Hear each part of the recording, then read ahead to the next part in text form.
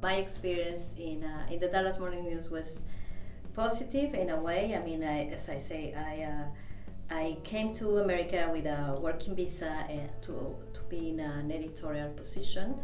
So I have a lot of freedom to do different things.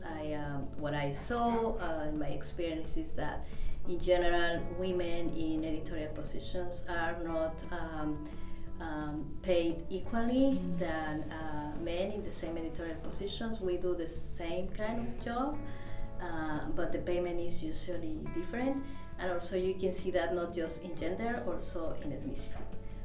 I look back on this now and sort of remember that this is true because I try to forget. I was the first woman city editor at the Examiner Chronicle ever. And when I tell people that, I quickly add, that's less about my credentials and more about how backwards newsrooms were. This is the 80s. So I became the first woman city editor, and I think the thing about being a woman manager, particularly in those times, and it is not as true now, is that we had to become as tough as the guys. We had to talk their language. We really had to sort of adapt to the demeanor of a newsroom, which was very male. So we did. Was that a good idea? I don't know. But it worked. It was survival in the middle of a culture that wasn't ours, basically.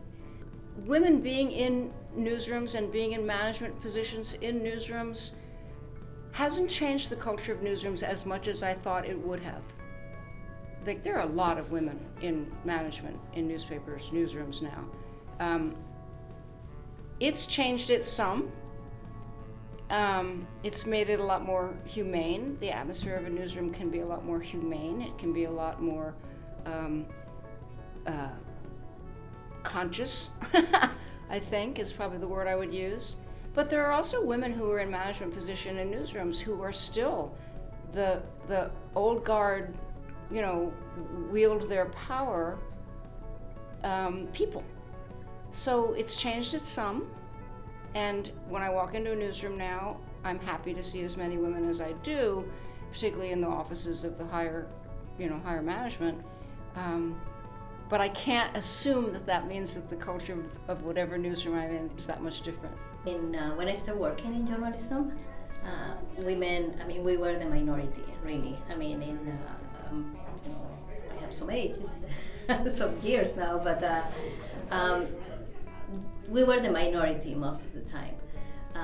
But as the years have passed, I have seen this thing changing, and when I started doing teaching, I was surprised of seeing the number of women studying journalism compared with, my previous years and experience. So it was a very nice surprise. I think that what we need to do is just to encourage them to be in leadership positions and to really talk about the challenges and the things that they're gonna face in the field, and also to teach them how to fight for the rights, right? If you have these differences in salaries, well, there is no reason to have that, right? Because we are doing the same job. To, work with our students and to work with them in their confidence and, helping them to develop these skills that they need, because not everybody can be in leadership positions. That is also true. It's also something that you can see in certain people. And just when we see that, just nurture, and pushing them to go that way, because we see the potential, something that teach you experience is identifying potential and seeing this person has a lot of potential to be in leadership. Let's, groom this person. So I think that's... What I see in both the places that I teach, what I see is that women come in with very diminished expectations of themselves. And that makes me sad.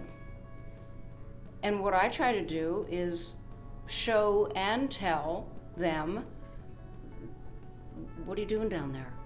You can do more than this, you're better than this. Believe in yourself. You're as smart as this guy who's sitting across the room from you, but he thinks he can do it and you don't. Where does that get planted? It's still being planted somehow. In our society, less, but still, if we look at the numbers now, women are still in we don't have the representation that we must have in newsrooms, right? And again, that's in terms of ethnicity, race, and gender. So I think that we just have to keep looking at those numbers and understanding what is happening. And you know, when you don't have representation, you don't have a real voice in the media, right? So it's important that we bring the issues of women in all, you know, spheres of society, and to reflect that in the coverage that we have, and just, you know, like really be aware of the need of moving into that position, right? Just be aware that, okay, if I want this newspaper, this TV station, this radio station be better, I should fight for that in a leadership position. So I think that would be a good thing to do. At this stage of the game, really love being a mentor and a teacher. And then I also feel a double responsibility to be a mentor to women. Whether it's students or whether in my last newsroom job, which was senior management, the journalists who were women there, some of whom still, even though they were there, needed building up. You can do it, you got this. Come on. And just be listening, just be there. You know, just be accessible and listen. And then you rely on your own experience and say, okay, so what do you think you should do in this circumstance? Let's talk about that, right? Does that make sense?